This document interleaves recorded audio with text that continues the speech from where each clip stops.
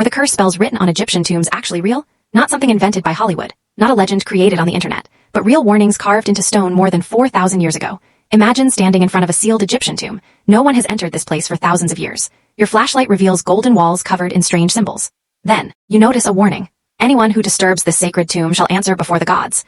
Would you continue walking, or would you leave immediately? What's even stranger is this: the ancient Egyptians weren't trying to entertain anyone. They genuinely believed these words had power. But why? Why would an entire civilization spend enormous time carving curse spells inside places that almost nobody was ever supposed to enter? Were they protecting treasure, seeking revenge, or guarding something much more valuable? To answer that question, we have to travel back more than 3,000 years to a civilization that feared something far worse than death. Most civilizations see it as the end, but ancient Egyptians believed it was only the beginning. According to their beliefs, every person possessed different spiritual parts. The body, the ka, the ba each had an important role after death. If the body was destroyed, the soul's journey could be interrupted forever. That's why mummification became one of the most sophisticated burial practices in history. For 70 days, priests carefully preserved the body. Every layer of linen, every amulet, every prayer had a purpose. The tomb wasn't simply a grave. It was an eternal home.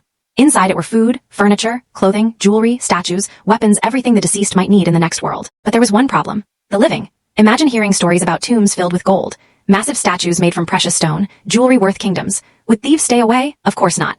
Even in ancient Egypt, grave robbery became one of the biggest crimes. Some robbers dug secret tunnels, others bribed workers, some even broke into royal tombs. For Egyptians, this wasn't ordinary theft. It was an attack on eternity itself. Destroying a burial meant destroying someone's chance of reaching the afterlife. So how could they protect tombs that would remain alone for thousands of years? Soldiers couldn't guard them forever. Locks could be broken. Walls could be destroyed. So the Egyptians turned to something else. Words. Not ordinary words. Sacred words, curse spell. Today we call them mummy curses. Movies describe them as magical revenge. But the truth is much more fascinating. Historians generally describe these inscriptions as protective spells rather than revenge spells. Many of them called upon powerful gods like Osiris, Anubis, and other divine beings to watch over the tomb. Some warned that anyone who damaged the burial would face divine judgment. Others declared that the guilty would lose their place in the afterlife. Think about that for a moment. To an Egyptian, that punishment was worse than death, because it meant eternal existence itself could disappear. These weren't random threats. They reflected one of the deepest beliefs in Egyptian religion. Then came the year 1922. British archaeologist Howard Carter discovered something extraordinary: the nearly untouched tomb of the young pharaoh Tutankhamun.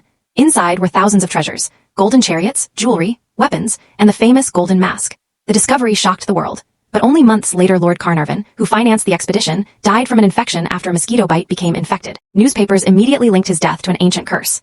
Soon, every unexpected death connected to the excavation became part of the growing legend. Headlines declared the curse of the pharaoh.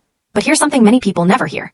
Researchers have found no evidence that Tutankhamun's tomb contained the famous curse inscription often quoted in books and films. The legend grew largely through sensational reporting after the excavation. Yet it was powerful enough to make millions believe that disturbing an Egyptian tomb carried a deadly price. If the curses weren't meant to unleash supernatural revenge, then why were they written? The answer lies in belief. Ancient Egyptians believed words themselves possessed power. Writing wasn't simply communication. It was sacred. By carving prayers and warnings into stone, they believed they were calling upon divine forces to protect the dead forever.